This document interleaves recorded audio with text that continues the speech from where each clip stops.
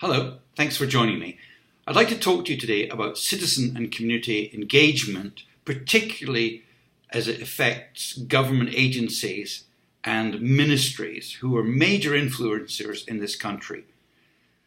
Now, government agencies have historically in this country spoken at people. They've tried to sell products and services, or they've used social media as a prime vehicle for the solution to communicate for everything. This is a mistake.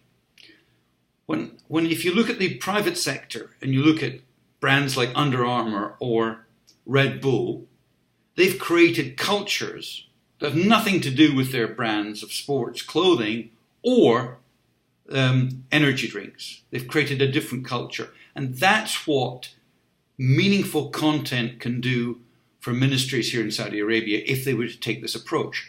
Now, when I originally designed the communication strategy for the Riyadh Metro, we adopted this citizen-centric approach, which allowed the Metro to communicate specifically to different groups with different messaging, because this was a real-time project, which still is going, yet it's going to ultimately have a social and economic benefit. So we had to talk specifically to citizens themselves about traffic issues. We had to talk to business communities, not only about traffic issues, but what the result of the changes would be.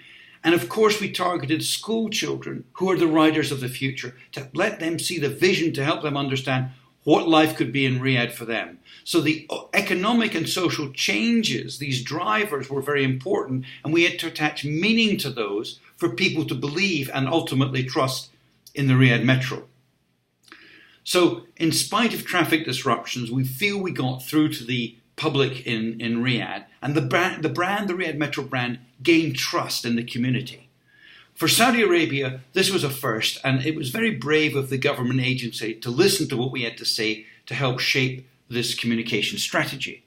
Ultimately, it showed that a government agency cared for its citizens and spoke to them in a way that was also caring and understood and therefore appreciated. What's interesting about this approach is that if it was adopted and implemented by other major ministries or government agencies in Saudi Arabia, it could collectively redefine this nation as a brand from within through meaningful and authentic content.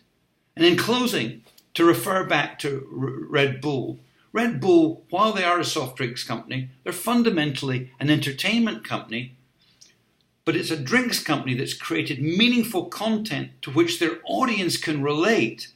And the product and service then becomes a secondary issue because they've created cultural content, cultural meaning and relevance to their audience.